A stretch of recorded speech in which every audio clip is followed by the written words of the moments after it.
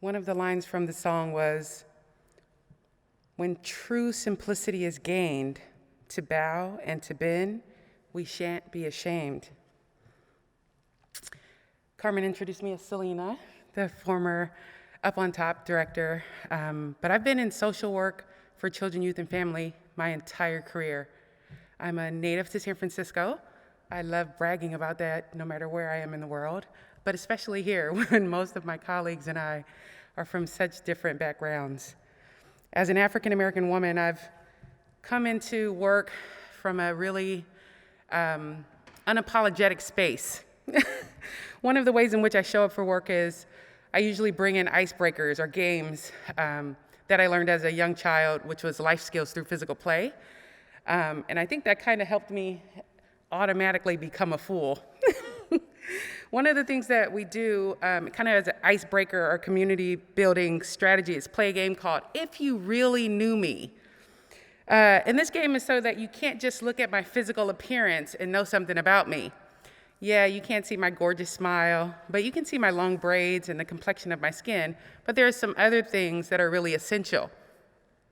So when we play this game, it's really to, again, try to invite some reciprocity between myself and my community, the young people, the parents, staff, and other folks that I encounter. For example, if you really knew me, you'd know I grew up in a place called the Geneva Towers in the Sunnydale district of San Francisco, and there were 15 of us, and my grandmother raised us.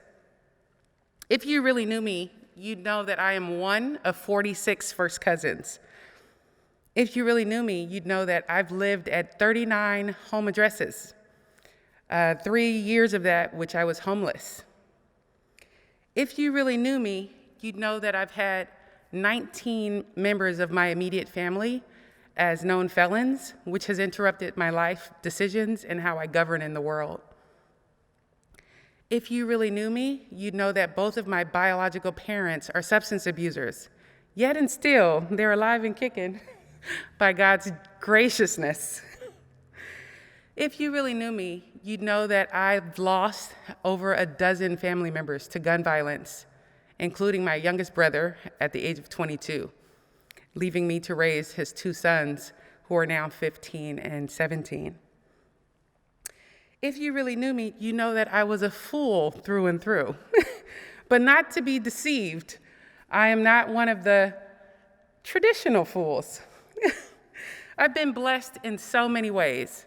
One of the avenues and vehicles that have allowed for me to transform what I think society would have deemed statistically doomed was sports. If you really knew me, you'd know that I played organized sports for more than 25 years. And those sports were not just to get active. Sports was a thing that taught me values. I was able to be disciplined. I learned the importance of teamwork and how to overcome obstacles. I learned that defeat was also a characteristic that would help me catapult into the future. But it wasn't, again, just the sports. There were many amazing people that I met on the journey while dealing with those challenges and that adversity. They taught me how to be and live purposefully. I also call them earthly angels, some of whom are Steve Reimer, who's the Reverend and Minister at the Oakland First Baptist Church in Oakland, Kathy Sachs, who we departed this earth last May unexpectedly. They were the co-founders of a program called the Samaritan Neighborhood Center.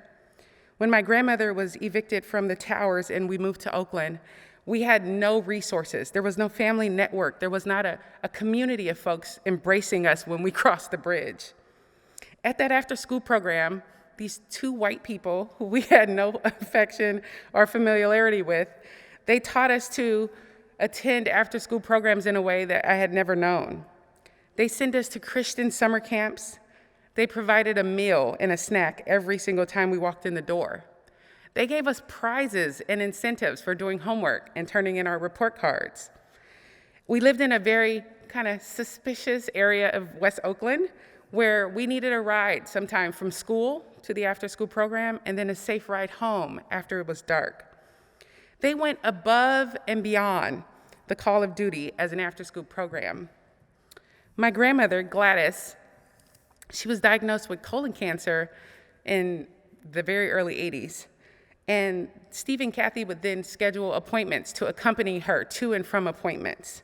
At some point, the 15 of us were out of school for almost a year, and they would accompany us to appointments for immunization. They would show up during Thanksgiving with turkeys and the fixings.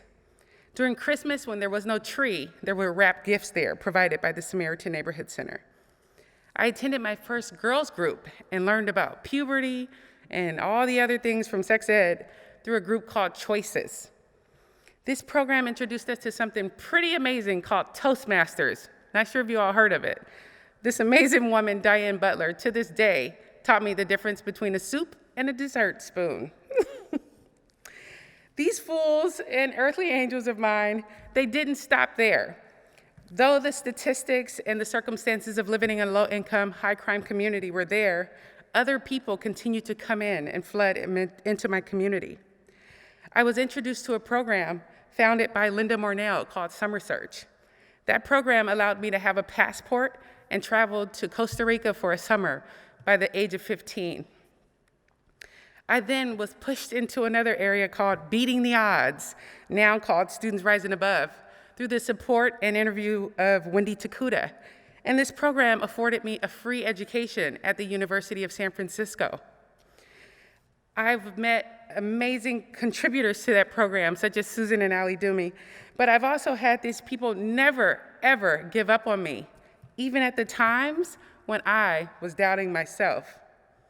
I was taught by these earthly angels, these fools who came into my life purposely, to keep letting my light shine. Many of them have said it repeatedly, and they don't all know each other, that I am the light of the world. So I've had to endure some pretty tough things, but more so than anything, I've had a village of people surrounding me and encouraging me along the way. There were sayings such as, each one teach one.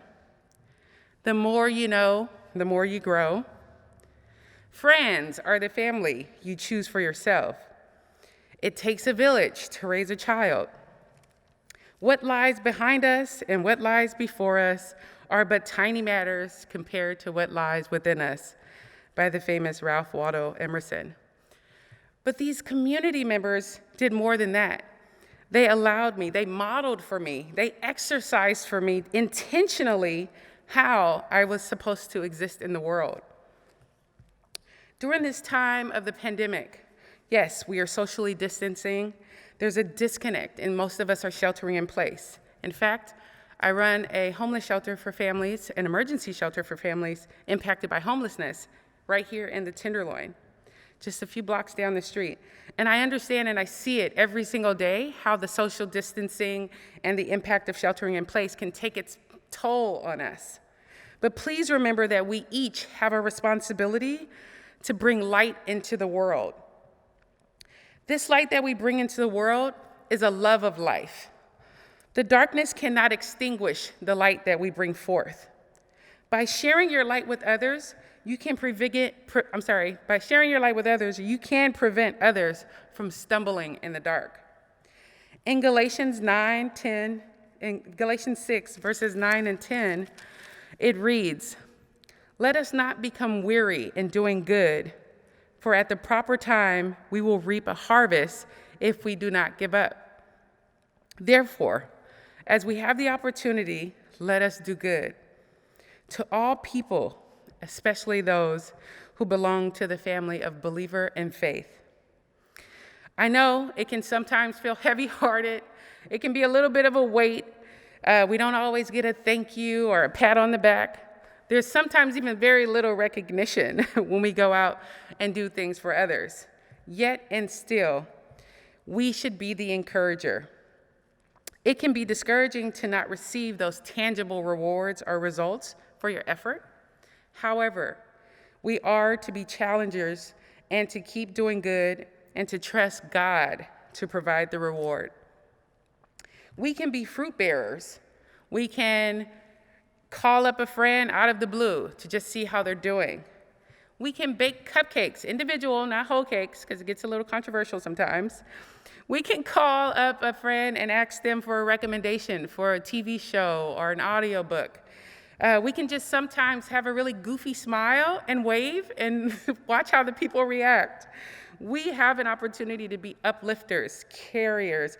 We can have really creative ways. I had a group of young people make cloth masks for everyone in our shelter out of old t-shirts. Please don't feel like this pandemic is holding us back. This is an opportunity for us all to elevate and let our light shine. In due time, we will reap a new harvest, and this harvest will be full of blessings, 1,000,000 times over. If you just keep letting your light shine, we'll be just fine. And so it is. Amen.